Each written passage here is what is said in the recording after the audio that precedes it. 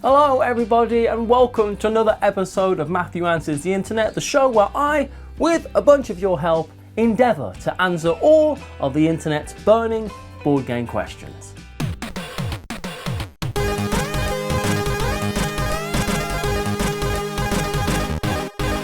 We've got some board game questions. Is there anything in this world more important? No, not on your Nelly.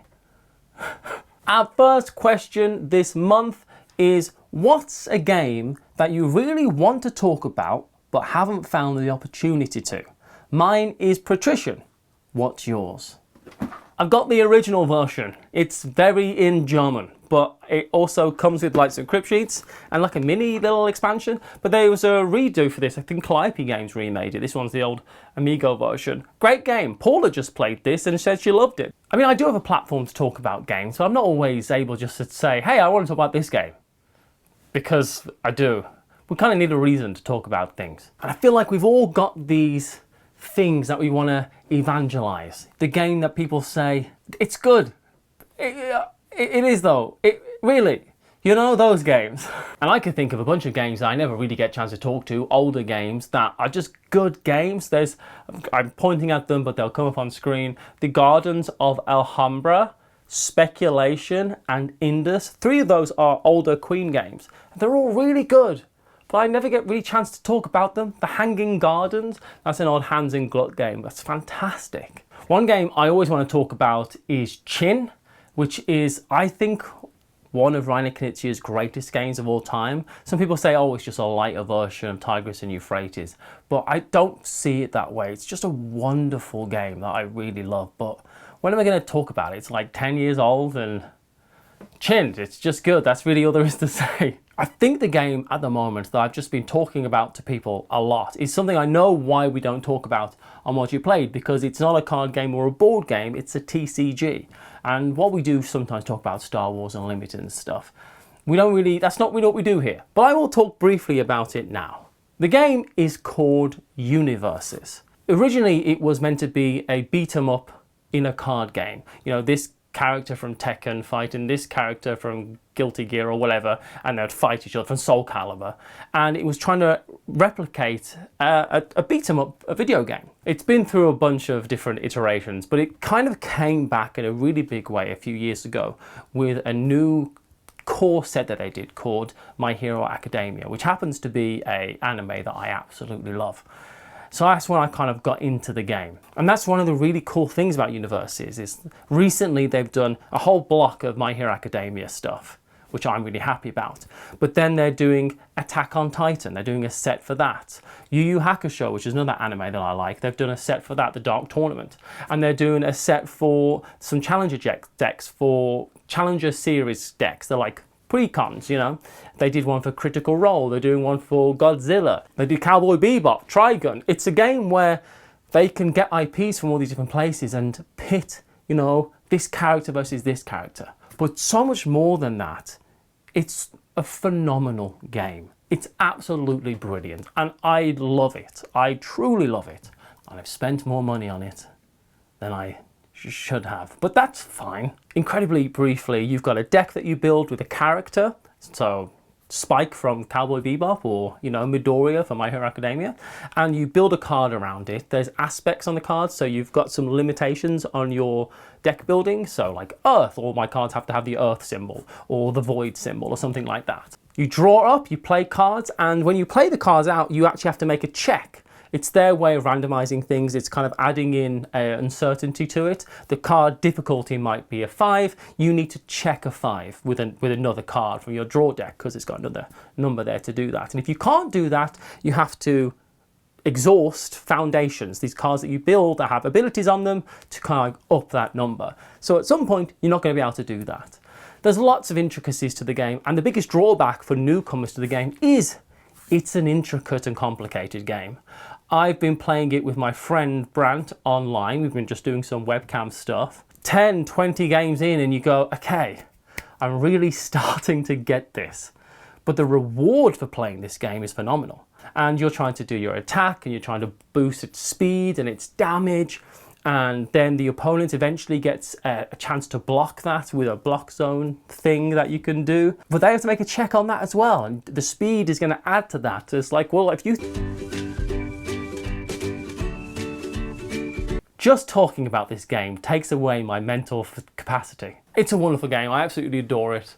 So yeah, that's the game I want to talk about pretty much all the time, if I'm honest. What are the board games, or any other kind of games, that you are desperate to talk about but never really get the chance to talk about? What's the game that you want to evangelize? Because if it's good enough for you to write a comment below, then it's good enough for everyone else to go and check those games out. And maybe I'll go, I love that game, you know? We'll find some kindred spirits in the comments below. But one thing that you can find right now is the first sponsor who, in part, helped make this episode possible. You know what makes me happy? Well, Heavenly Hash ice cream. You know what else makes me happy? Getting board game expansion content to fit back inside the main game box, especially if I can do it in style. And Folded Space is here to help. They have an entire line of custom inserts, and I'm going to give you an example with this one for Lost Ruins of Arnak. This is an officially licensed and updated version they created to contain both the base game and the Expedition Leaders expansion. If you have the missing Expedition expansion, although this won't fit all of its extra boards and campaign content, its standard cards and components will also fit in here, and the cover still closes flush. As you can see, the modular nature of the insert means you can pop the sections out and play straight from them. In fact, many are designed to be placed directly on the game's boards, and because of the colorful printing on their sides, they blend right in. I'm also a big fan of the icons you'll find inside the different sections to remind you where the different pieces go. This is a big convenience when you have a game with so many different components. The entire product is packaged as 3 boards that punch out easily to ensure there's no damage to the edges. You then assemble the pieces using the Clear to Follow guide. All you need is a bit of PVA glue and you'll have it put together in no time. It's not always easy getting help packing up a game after it's over, and even if you do get help, people find creative ways to do it wrong. But with this set, people will both want to help, and the visual guides means that even your friend Bob won't have trouble figuring out where things need to go. And this is just one of their inserts. They have over 170 more, with new ones being added all the time. To pick up this insert, or one or several of their others, go to foldedspace.net, which is also linked in the description of this video. Or in the US, you can also find them at Miniature Market and at Board Game Bliss in Canada. The next question we have this month is, my friend counts cards and it's ruining some great games. Yes, I see how that could happen. You know, counting cards is that ability to keep a mental check of all the cards that have been played. I can't do this, or at least I've never bothered to even try, because I know it would take too much exertion from my brain to do that, and I won't be able to play. It's like, has the 2 of clubs been played? And the other person who's counting cards has gone, yeah, it's definitely been played. Like, because I need that card. I could really do with that coming up. And the other person's like, knowing. They know it's not going to go up. And I can see how that could ruin some games. Trick-taking card games is probably the biggest example of that. Or, you know, games that involve casino mechanisms, you know, like blackjack kind of style things. There's lots of games where card counting can kind of be an extra advantage for the person who does that. My advice would be just play a game where card counting is impossible, or just choose a trick-taking card game, which I'm assuming is where the issue is coming from, that's cooperative, so that you then get to use their card counting abilities to your benefit. I mean, games like The Crew or Inside Job are, for the most part, cooperative card games, trick-taking card games, and there's lots of other examples, I imagine. And with those, you want that person is doing you the favor by helping you out. No, I mean, there's no information, but it's not hindering you that they're counting cards. If you can find a way to add in the ability to give the deck an extra shuffle every now and again, it takes away that advantage. I mean, that's not always going to be possible though. One thing that I think you could add and implement into a game that might be helpful is taking, even if it doesn't say to do this, taking some of the cards out of the deck at the start, as many as you can kind of get away with each time, so that there isn't perfect information out there. So that there's some cards that are never going to turn up. That might help even the playing field a little bit, but I just suggest that counting cards isn't even something someone's really doing on purpose. A lot of the time, they're just able to keep track of that information. So probably find some games that don't have a deck of cards in, you know, go play an abstract strategy game with them, or something else that counting cards won't ruin it. Don't gamble with this person, against this person. Gamble with them. Don't gamble against them.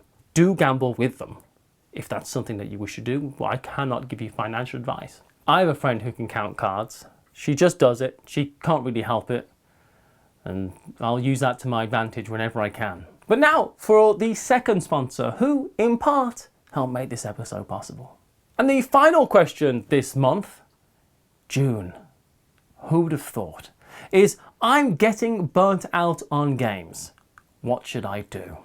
Well, I'm sorry to hear that you're getting burnt out on games, but I do understand it. We've all, well, lots of us have been there. But what is it? I would ask you to try to pinpoint that thing that is burning you out, kind of bugging you about games. Is it that you're just surrounded by games that you bought that you're unable to play? Because I could see that getting you down. Is it that you just can't keep up with the thousands of games that come out? Is it that too many games are coming out and you're playing them and you're just not enjoying them for some reason? You play this new game and you don't enjoy that, or you play this new game. Is it the quantity, the quality, the frequency? What is it about games that is bugging you and getting you down? Getting burnt out on board games does make a lot of sense to me.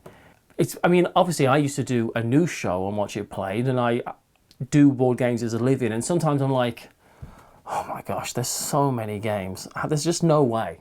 You know, there's no way to keep up with this.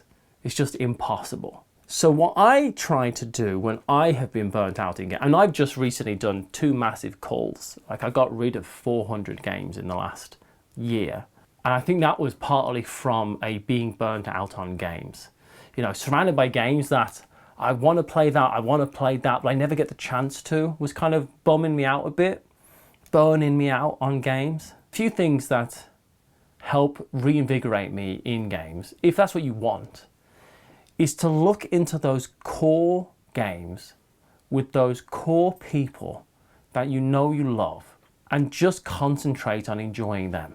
Rather than going down this rabbit hole and then this rabbit hole, go back to your core, your basics in the hobby. What made you enjoy games in the first place? And chase that a little bit, I would say. I've found that the thing that has reinvigorated me is taking a game that I love or a friend loves to that person, sitting down, playing it, having a nice, calm board game evening with real quality time with people. That kind of reinvigorates me a little bit, because I come away going, do you know what? Man, that was good. That happened recently to me. I burnt out on games, and I was like, oh, and my friend had invited me around their house. I didn't want to go. And he's got a game, and my friend always likes learning a new game. He doesn't want to play anything that he hasn't played before. He wants to play something new. And it's like, oh gosh. And I went to his house, and we played and learned a game called Raising Robots. And then we also played just a little card game that I brought with me. And at the end of the evening, just having that real quality time with other people, I came away and I was like, do you know what? I had a really good evening tonight. Was it because of the games? I don't know. They help, and I enjoyed playing those games a lot. I thought Raising Robots was great, actually. But re-evaluating, kind of like constituting onto the focus of what I love about board games, which is playing games with people and hanging out with friends. For me, that's what I love about board games the most. Concentrating on that and just allowing myself to have a nice time with friends. That's what reinvigorates me when I'm burnt out. Sometimes, like, if I get together with a group of friends and we play No Thanks and a few, like, For Sale, some, older games really, and we just have fun and go, man, these games are great, aren't they? And it's because I'm hanging out with some people who I love. That's what reinvigorates me when I'm a bit burnt out on games. It's just ignoring everything else. I don't care about this new game that come out or this other new game. I don't care. I'm actually in this hobby to have fun and play games with my friends, and I don't care if another game ever comes out. I have enough already. So I would urge you to try to do that. Go back to what you really love about the hobby and try to hone in on that. What about you? What do you do when you're burnt out on board games? Let me know in the comments below. Maybe there'll be some good advice in there for everyone and for me. But until next time, everyone, the best advice I can give you is to have a wonderful month. Be kind to yourself and to those around you, and thanks so much for being here and joining me. Leave any of your questions and comments down below and we can get to those all together. Thank you so much for being here. Until next time, everyone. Thanks for watching.